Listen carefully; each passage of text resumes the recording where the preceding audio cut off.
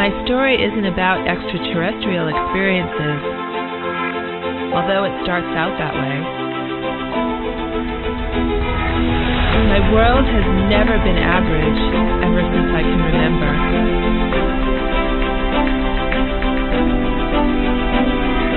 Throughout my life, I have had encounters of an extraterrestrial nature.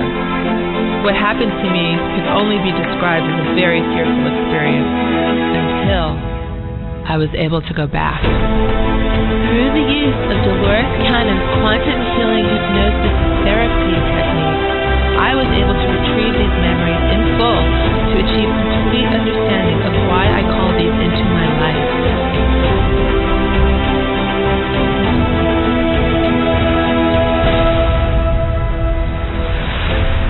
I am not a victim. This was my choice.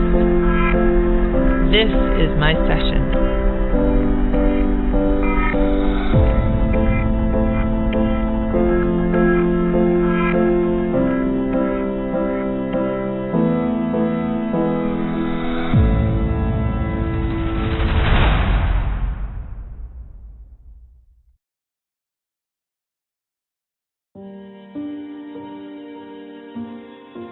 Greetings, fellow traveler. As humanity awakens and evolves, we see change in every aspect of our lives. Let's consciously manifest our desires. I am Candace Craw-Goldman, and this is New Earth Journey.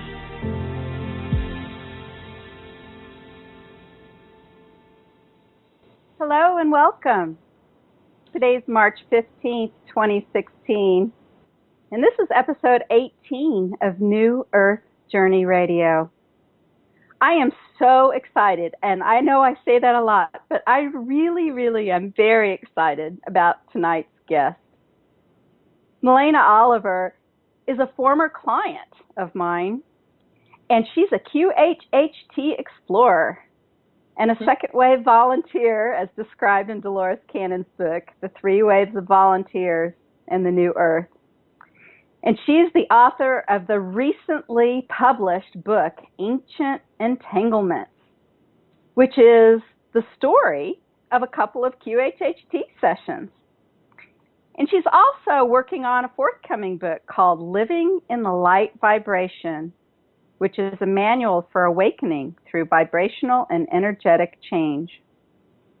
Her book, Ancient Entanglements, is the story of an unexpected journey through QHHT sessions facilitated by yours truly. And it inspired the first of as yet to be created video series that I've been working on called See a Red Bird. And with the intent to get to the bottom of a childhood filled with fears and unexplained memories of extraterrestrials, Milena ended up journeying to an ancient intergalactic world on the brink of war. Its inhabitants revealed the difficult choices the civilization had to make, as well as limitless possibilities for a peaceful and luminous future for all beings near and far. And the quantum healing session also took Milena to her Arcturian home, a world that had changed dramatically from its origins because of that war.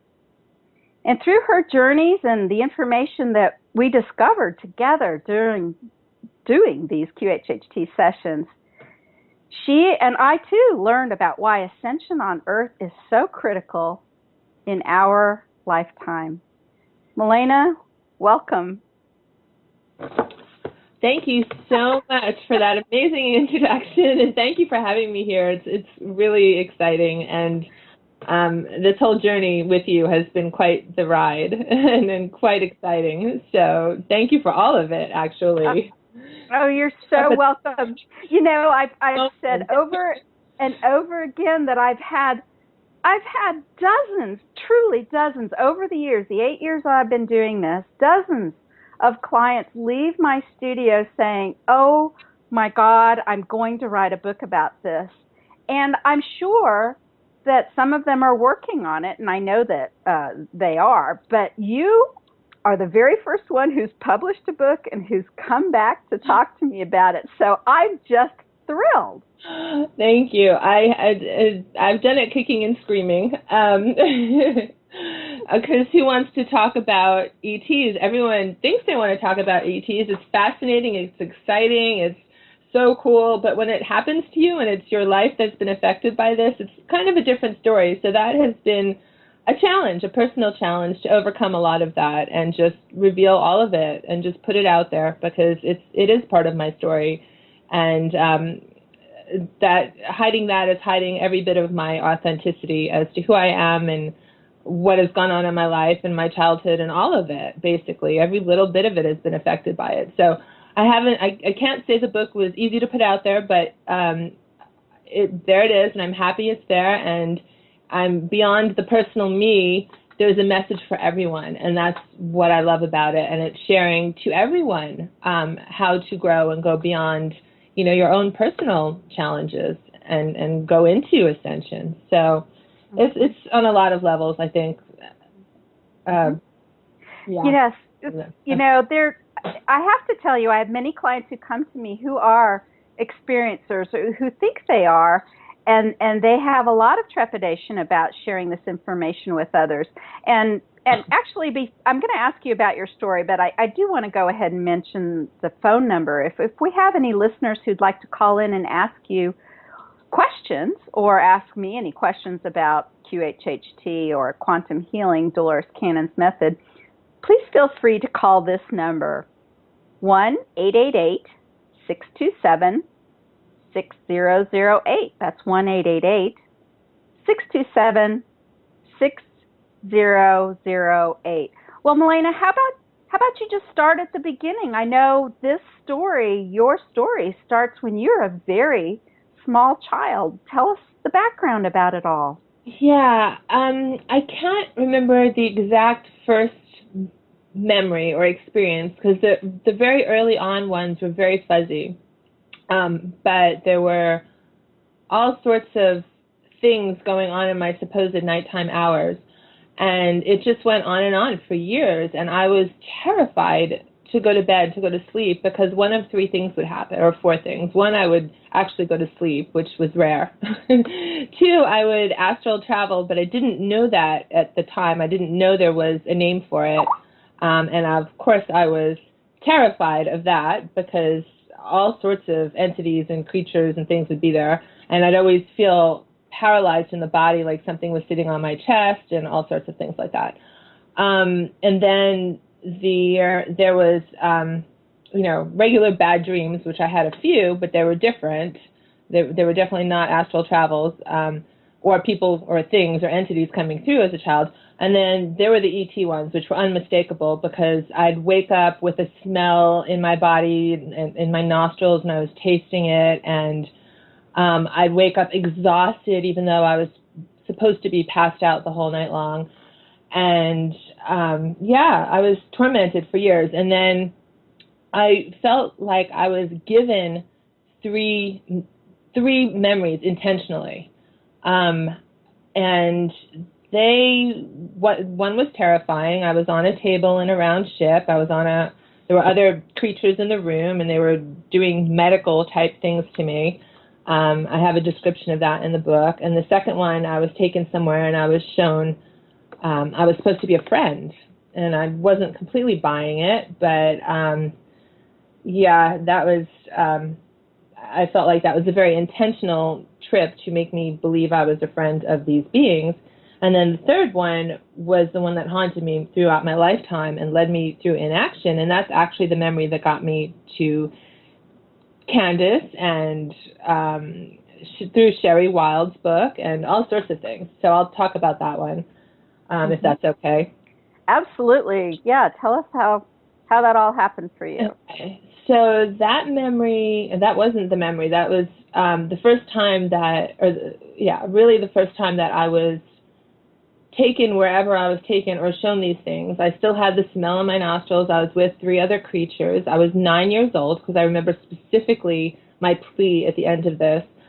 And I was like, but I'm nine. And the same thing happened to Sherry. The reason I discovered Sherry Wild was because through Dolores, and I'll get Canon, and through QHHT, and I'll get to that quickly if I can. It's a whole bunch of things that weave in, so it's a little bit confusing.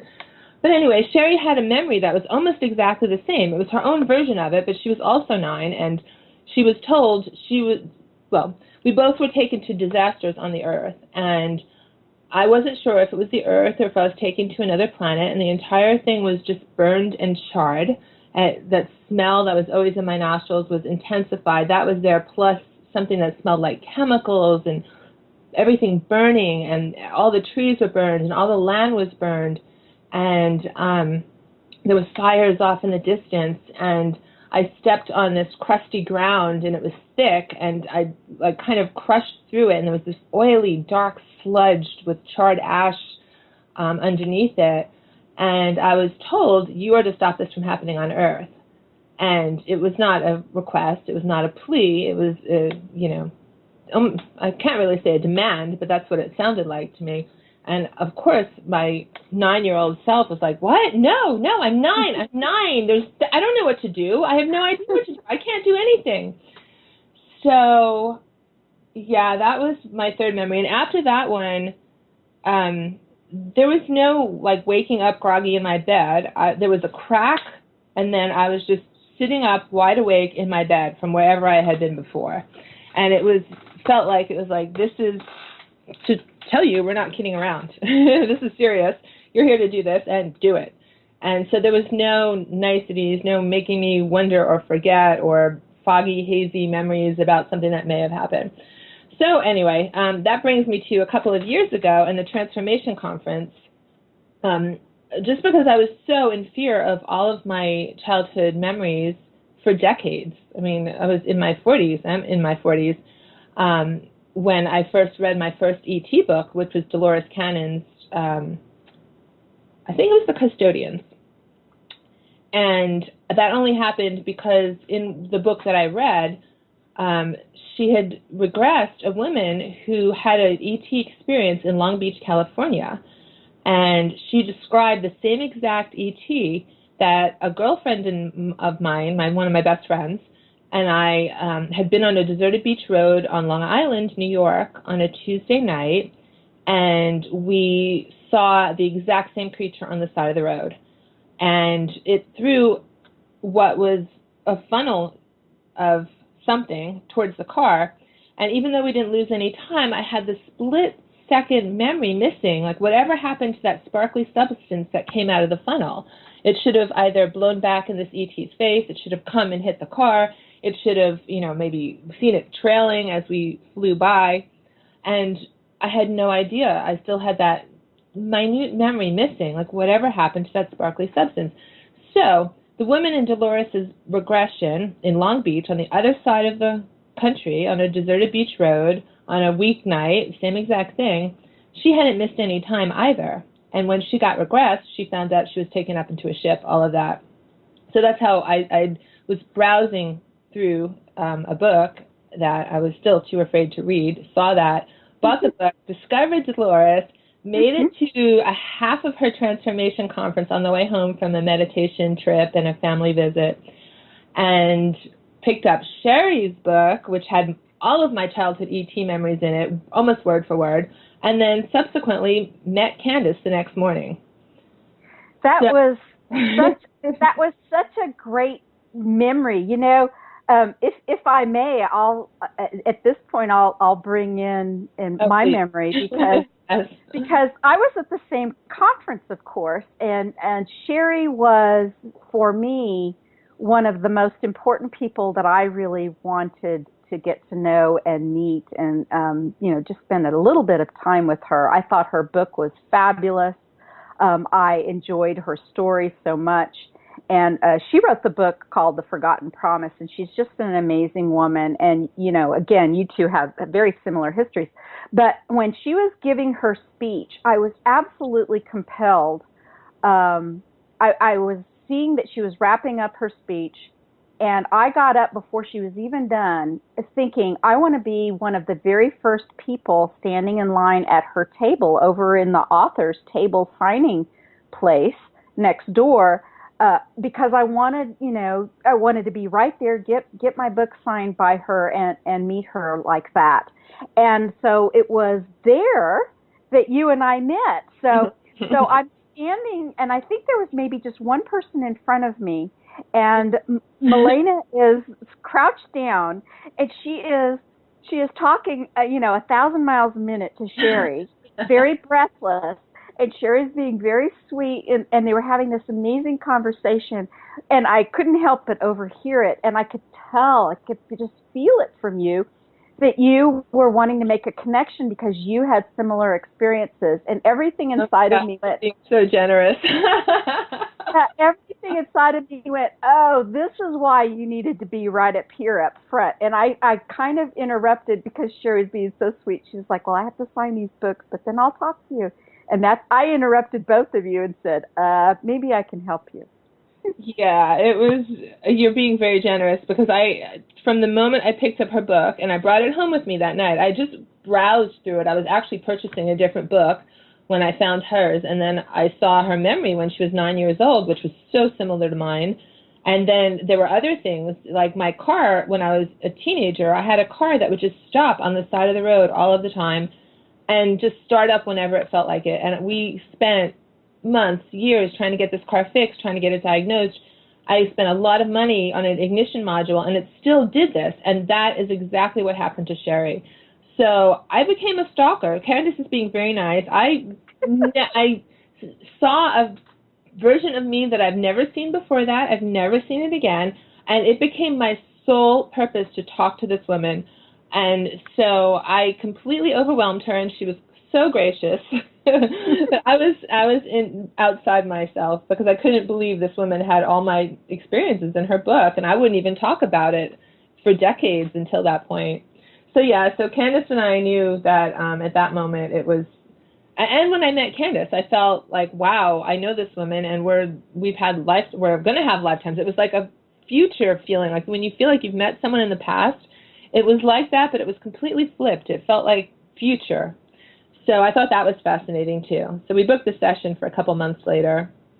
And you know, you were like my instant friend. Oh, it's amazing that way. It's been really great, and we worked on that little video project together that I really hope, it's kind of been languishing, waiting for funding, etc. But I hope we get back to that, and I'll put the link on the YouTube replay of this interview where everyone can go look at that too. But we'd like to make a actual video story of some of Milena's experience during the regression. That would be fantastic. I would love to be able to get behind that and work on that with you and move that forward, and hopefully at some point this will all come to that. But right now, it's going on for both of us. So I'm working on books, and you're, plowing forward with all of the radio shows and all of that. So it's been quite the progression, which I think we knew at that time. I think we knew that there was a lot of stuff coming. Yeah, we did. So Milena and I got together as soon as we could, and so you were having a session to kind of fill in some of those holes. What happened to that creature when he threw the sparkling stuff, and and you were going to kind of figure out some of the things that happened to you when you were younger, and the regression wasn't exactly like what you thought. Not even close. The first pages of this book, Ancient Entanglements, actually got written because up until this point, I did not want to read any other ET books. That's why I had to put Sherry's book aside. I just didn't want any of my memories to be, construed or misconstrued or suggested or anything like that. I wanted them to remain exactly as they were. So for this session, for QHHT, Candace says, oh, well, I spend time and I speak with the clients and I talk through, what they want to go into and their history. And so I felt it was a really good exercise for me before I did the regression to go back and see more, to write it from my perspective of everything that I remembered and everything that had happened. So the first pages of this book are pretty much untouched, and they're what I delivered to Candace upon entering for our first session. So along with that, I came with pages of questions.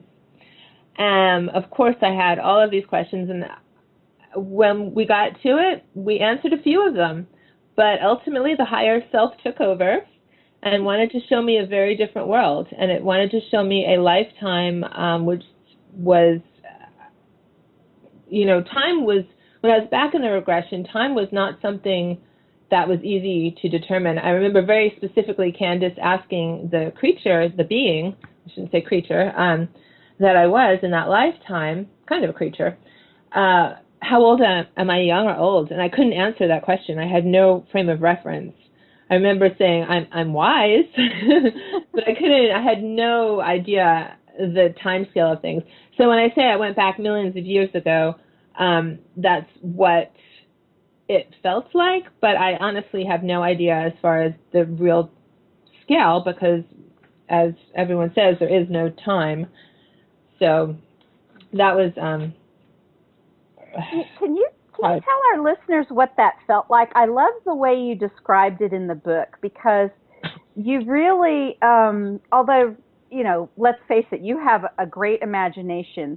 You did a very good job of talking about how this was just a little bit different than that. Can you tell our listeners what it felt like when you were actually having the regression and watching what was in front of you? Mm-hmm. Yeah, so I've had a meditation practice for over 20 years, probably 23, 24, I don't know, I can't count at this point. And so when you go into meditation, you kind of push there's different forms of meditation, but I do dhyana, and you push the mind aside and you just, watch it and images will come up. But when you're in that space and you can push your mind aside, well, you can go explore. There are other realms you can explore when you raise your vibration. There's other energies that come through. And although the yogis and the meditators don't always talk about that, they say that's the grace. Of course, if you're going to, I want to work on healing, or I want to go see something, that's all possible. So when our session started, I told Candace, hey, I've been a meditator. I don't know how this is going to interact with what you normally do, but I can probably get to that place of no mind probably easier than people who don't have a meditation practice, and that's what led me to analyze it. So as I start to go down into the regression, once I'm there, I'm not happy with what I'm seeing, because I've got Star Wars unfolding before me, and I'm like, I don't want to see this. I don't want to know this part of me. This is not what I signed up for. I don't want more of this. I don't want to go deeper into an ET past. I want to get out of it. So that's what I was thinking. And so my mind was still watching. And there were some other things. But at some point, if you're going to stay in your mind, then you are using your imagination. But if you push the mind aside and you're in the experience of it, you can really just let it unfold before you. And there you are interacting and feeling. That was what was so prevalent to me. There were creatures and there were interactions, and there was, what looked like a courtroom below me, in front of me, in this pit where people were standing up, talking about the future and what was going to happen, and we'll get into that in a few minutes. But more than hearing them or seeing them, I could feel every bit of it. And I think that's what was so fascinating through it. Because when you come out of the session, there's a lot of things I didn't even remember happening or saying, or words that came through me, especially when Candace was talking to the higher self. And I had to listen to the recording, and I'm like, wow, I vaguely remember that through the recording. But when you're in it, there's something else that's accessed, and I'm sure you know the terminology for this, and I don't. I just know it from my meditation state versus being in the mind. So being in the mind, making up stories, imagining things, yeah, I'm good at that. I'm creative, but that's not what this is. This is a whole other level of experience. It's just like when people question or wonder about my ET experiences, I'm like, no, it was never, ever a question for me whether they happened or not, because I wasn't imagining it. If you're a child with an active imagination, you certainly know the difference. This is something else. So that's what happens in when you go deep into Candace, you want to talk about the states? I don't know what they are, but whatever the recesses are that take you to QHHT, you're in it. You can easily not be in it, but you are in it if you let go. Well, this is, I only want to take about, because believe it or not, we're already about halfway through the show, but I want just you to talk just for a moment about that, because a lot of people, they want to know how you let go, and we always encourage we encourage using the imagination because we consider it a springboard to the place where you went. But if you could just kind of say how you thought about, letting go to maybe help somebody in the future, use their imagination to kind of get primed, but then to actually let go and step into the experience. I'd love to hear that. I wish there was a switch, and I guess it kind of is that. At some point, it's practicing, oh gosh, this is so talking about meditation for me, because it's every day we're being pulled by the workings of our mind. We see this and we think this because of it. And like action, reaction, and the mind is constantly going into patterns and habits that it has from all of the energetic signatures we picked up and reactions through our childhood and our lives and all of that. So at some point, to not follow all of that, the mind becomes a still place in the background, and it's just kind of watching. If you really just don't visualize, you just see and let it come to you, feel like it's approaching you instead of you going forward towards it. That's kind of, I think it's in that receptivity, and allowing it to happen rather than making it happen. A lot of people don't trust that, and that's the biggest challenge with changing belief systems. I'm talking about this, actually, I'm writing a lot about this in the book that I'm doing now, which is the Living in Light Vibration book that you were talking about. It's really, how do we get past everything our mind tells us all day long? How do you just be receptive and be in that open place to allow for anything to happen and not question it? Just go with it and don't question it. Well, it sounds like we're going to have you on for more shows, because I know that we have lots of people who talk about this all the time. But Milena, why don't you tell us what that Star Wars scene was like? It's one of the most vivid memories. And, I've had many, many clients over the years have E.T. and other dimensional kinds of experiences. But truly, yours was so vivid, so detailed, so spectacularly real, even for me to this day. It seems like I was watching a movie with you. Will you tell our listeners what that was like, that scene where you were watching? You said it was kind of like a courtroom. Yeah, so first I land in this parliamentary type building. It was not in the, I don't know, galaxy, not near my home planet, but it was a meeting space that was set up for all the different races to come and work out their differences. And the first thing is that I'm aware of a friend of the same race that I am, and they're there, and I could feel them even though when they're not close to me. So I felt that connection immediately. And then I'm overlooking a situation that has been transpiring. I've been a part of this situation for a while. I'm somewhat of an emissary or ambassador. I'm not quite sure the right terminology for it.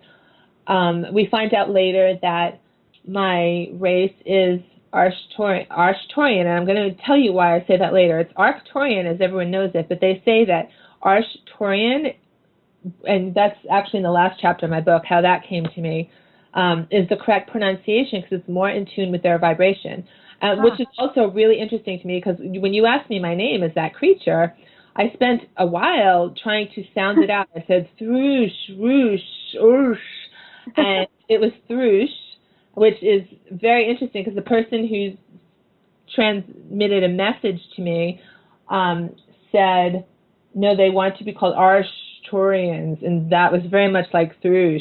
So I was shocked and amazed at that. So anyway, so I'm emissary or ambassador of the Arcturian race.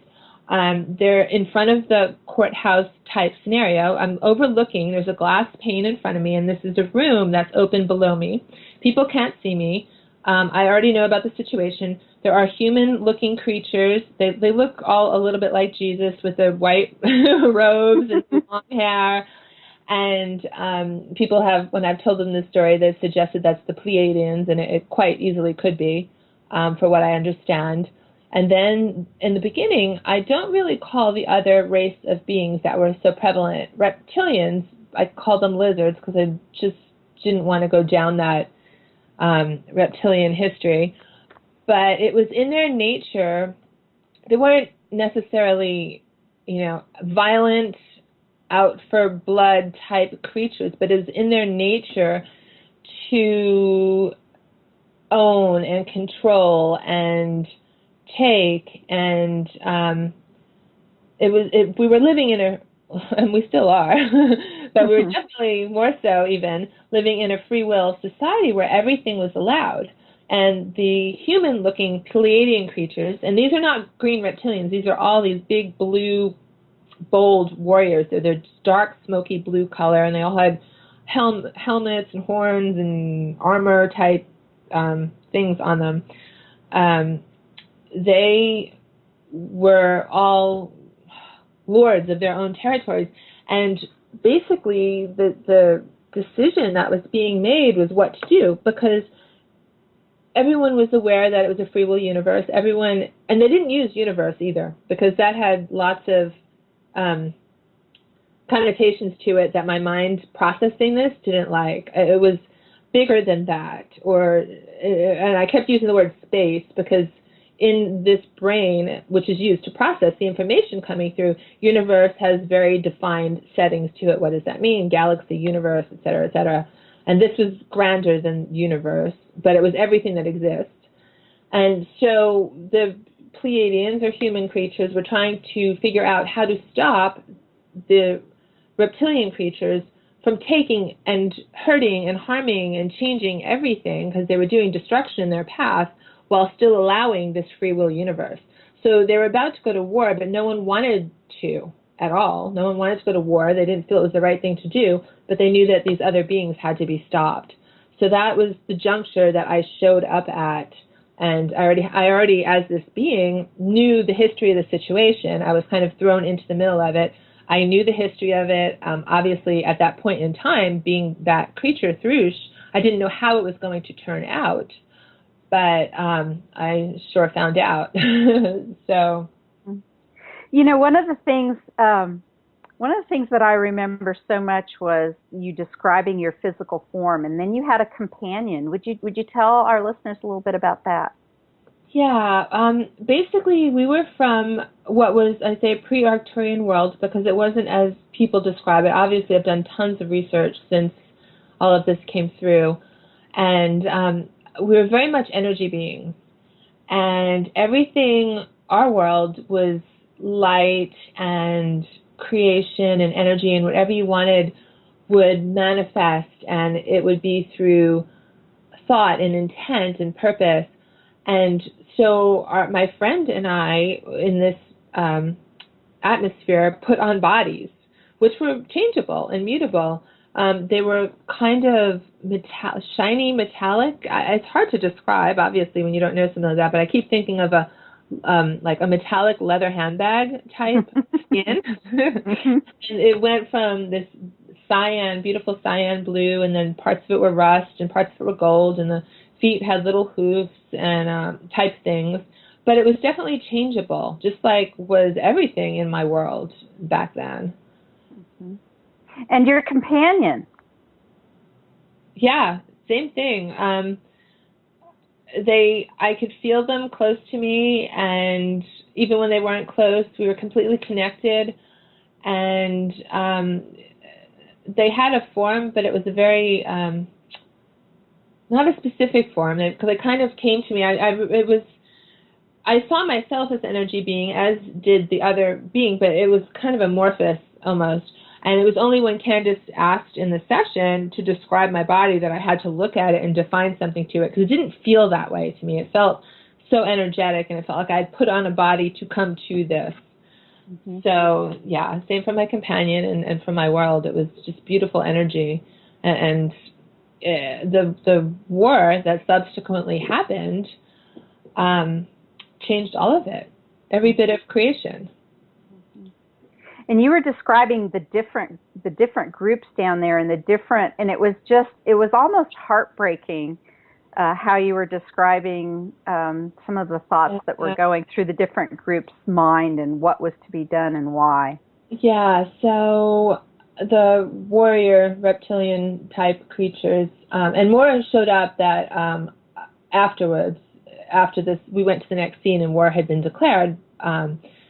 They had shown up in a more traditional reptilian-looking space, but those big blue warrior creatures had complete disregard. They were just arguing and fighting amongst each other, and everyone talking over each other, and their energy was so crass and loud to me that it was very difficult to hear and be around it. The human Pleiadians were worried. They knew they didn't want to do what they felt they had to do. They were banded together, trying to come up with a solution. You could see them energetically. This wasn't apparent watching them, but energetically they were like wringing their hands and, doubtful. And that's what we find out. Like this whole thing without doubt could have had a different outcome. And I don't know whether that's true or not, but that was the lesson that I had learned out of it for me. And then there was another creature that were in the middle, and they were quiet. They were living substance. I can't imagine what they were. I haven't heard or seen of creatures like that. They were green and kind of scaly, slimy, but I felt the energy of thousands of people behind them. It was like they were set up watching for a whole contingency of other people that couldn't be in the room. And so they were very quiet and reticent, and I could feel the energy behind them of all of the people who didn't want this to go on, didn't want this confrontation to happen. And there was a little bit of fear there. But yeah, it was a terse, tough situation. And Candace had asked, like, do they know you're there? I'm like, no, they don't know I'm there. Do they know what you think? I'm like, yes, repeatedly. I've gone and told them what I think repeatedly.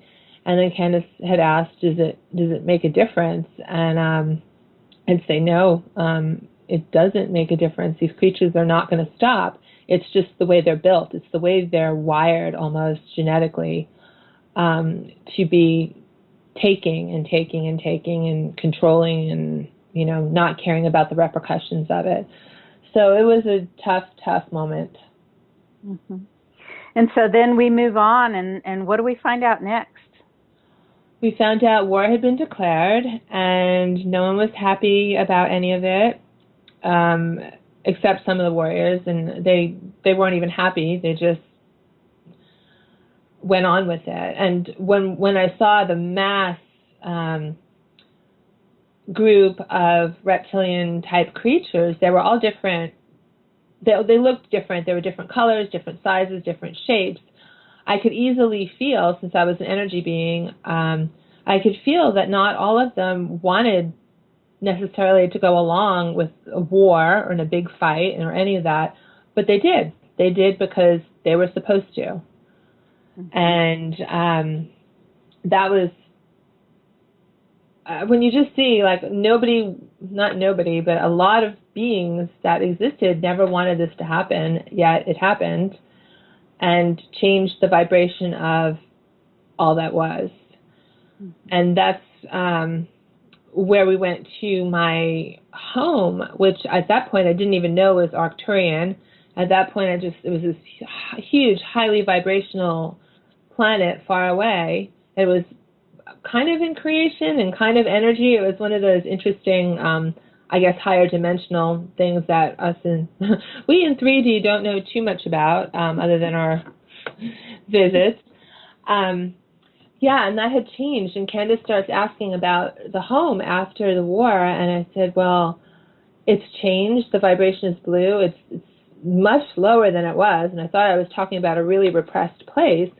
And it seemed that a lot of restrictions had to be put on everything because of what happened. The vibration of all that exists fell with all the fighting and the war and all of that, and everything changed, and there had to be limits put on things just for everyone's survival.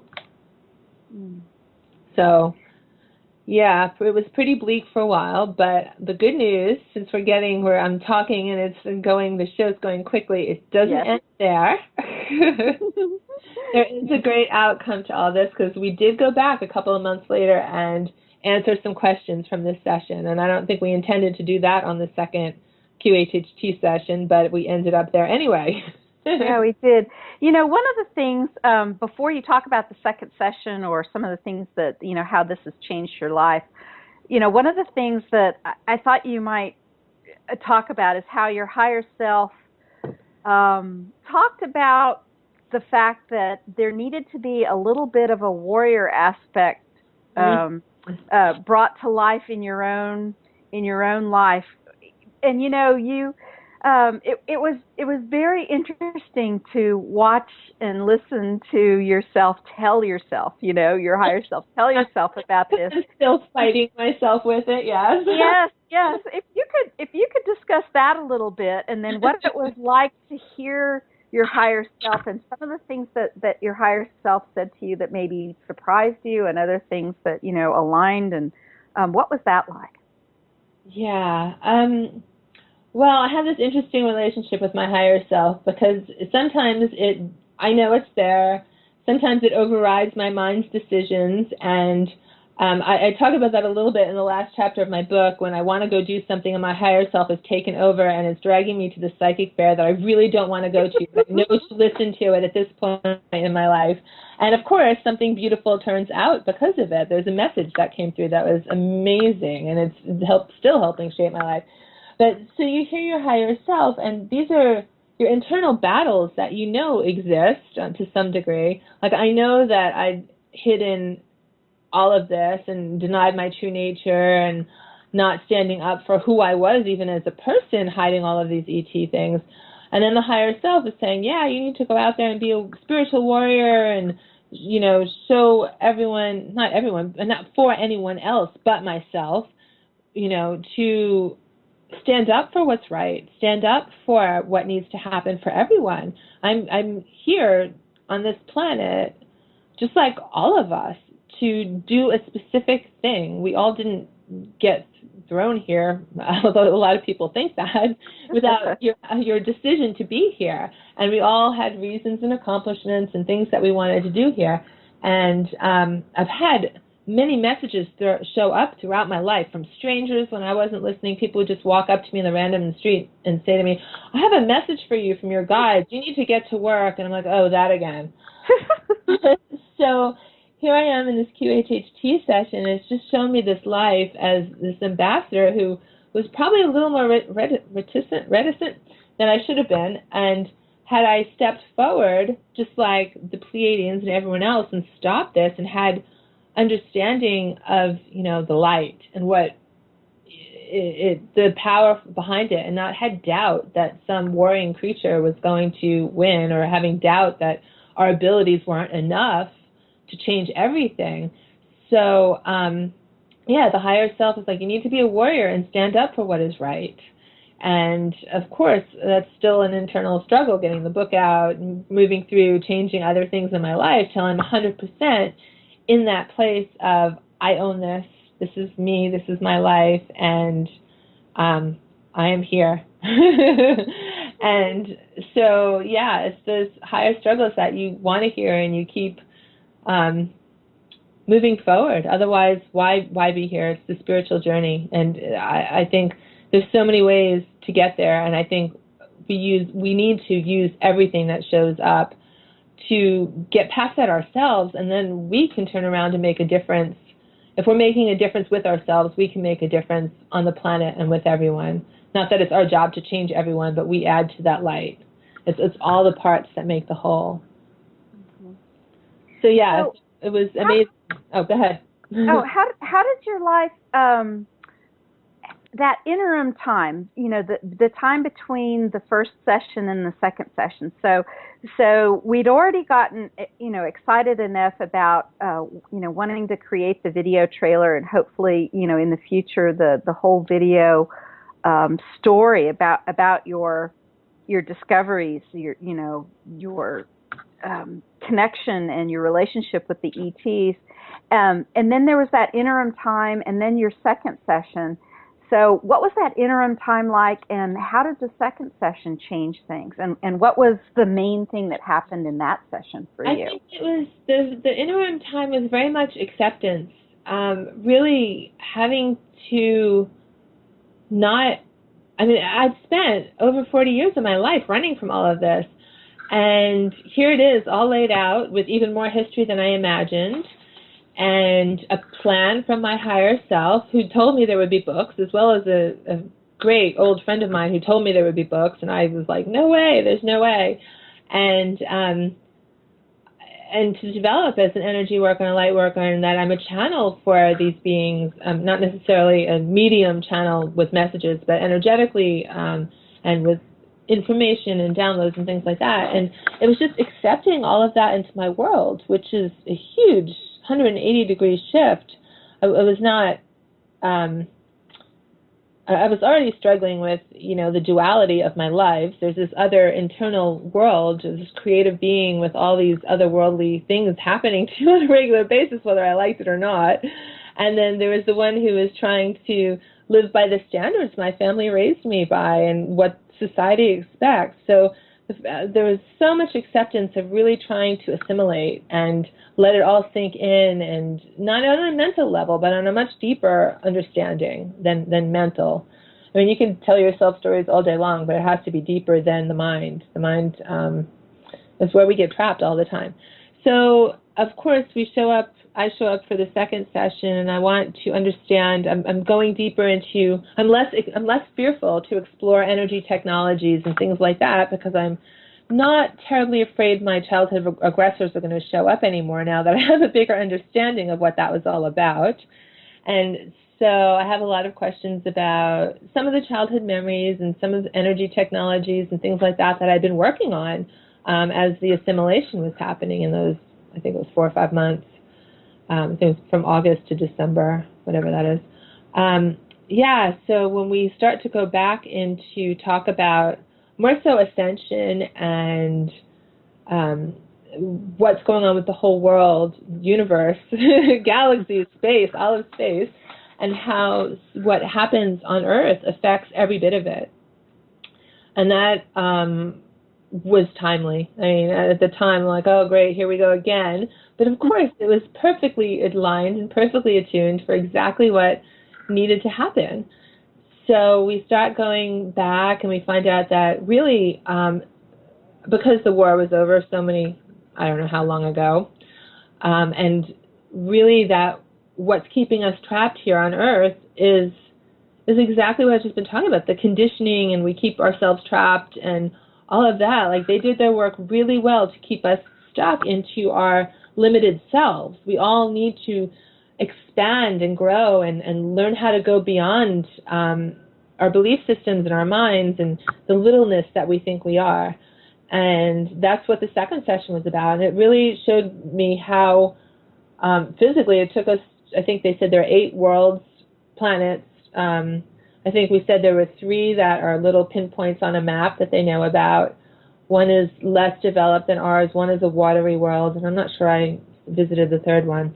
But that because what happens on Earth is critical, because if we all raise and ascend, all of creation does. It's not just us. So much is dependent on us because we're at that pivotal moment. Those worlds are not in the same place. They're not as, they're limited, but they're not personally with all the beings there and that have incarnated there. It's in a different realm. So it was really critical, and that's why all eyes and apparently help has been sent to Earth. I just love that part of the session. Both those 2 concepts, Milena, they're just so important. I'm sure you, as we all out there hear, well, Earth, this little planet, we're way on the edge of nowhere. How important can we be, right? And you find out how completely, far away from that idea that is, and that there's some other planets that are playing along and involved in this whole thing, but we are pivotal. We are, and I think we didn't necessarily ask in words why. We were more shown that our vibration affects all of it, and we are pivotal, and that's why individually we all came down here to be those spiritual warriors. And I talk about resonance, and this is something that actually I have written a chapter on in my forthcoming book, and it's about resonance. And when you it gets into physics a little bit, because of course I started one of my spiritual journeys through all of that. I was raised in a Catholic church, and unfortunately did nothing, or fortunately or unfortunately did nothing for me by the time I was old enough to realize, and turned to science. So I very much studied physics as much as I could, and I had to take a lot with my biochemistry degree to just do my degree. So anyway, it was fascinating. And there's a law of resonance that says when two bodies are two wave frequencies, and energy is wave and matters are energy and all that, are in harmony, the system gains energy, basically.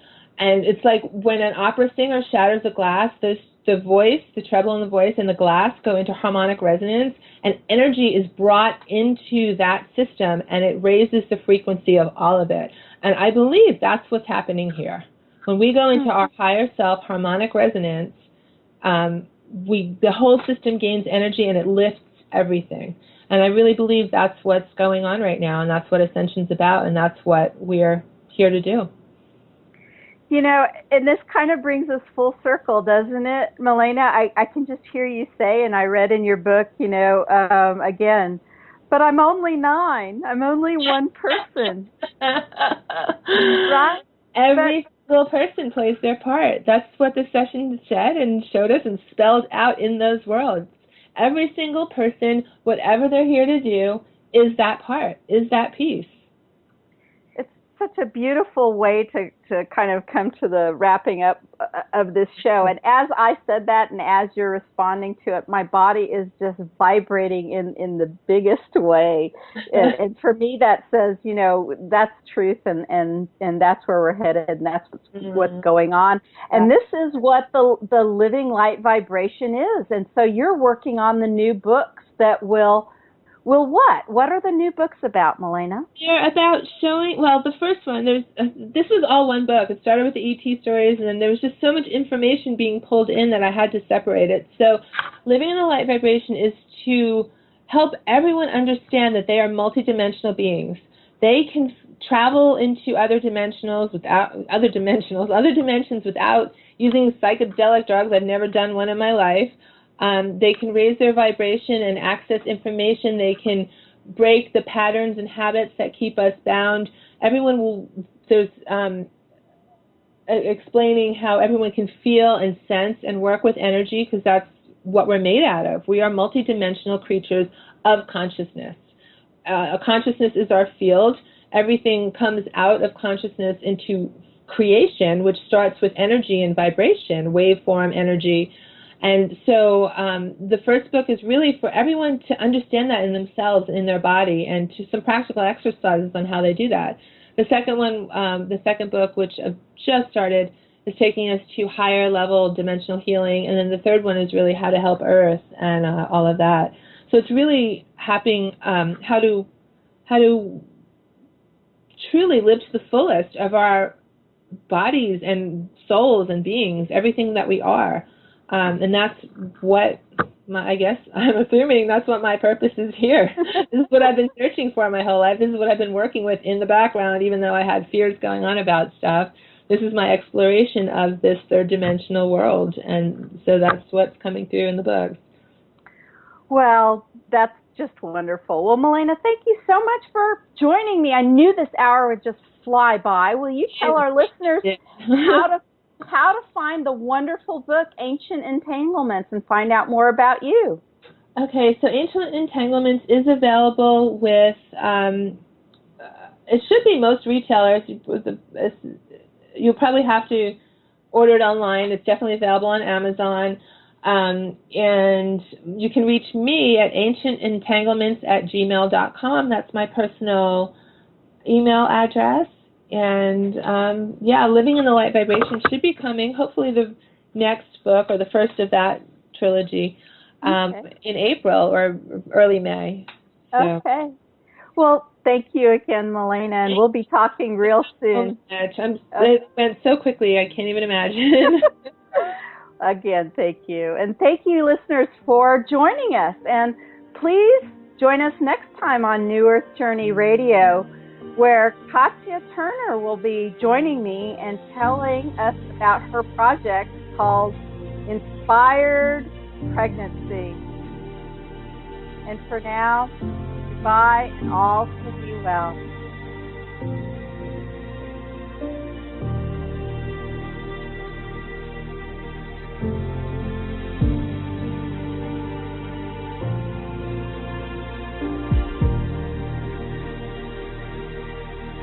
Thank you.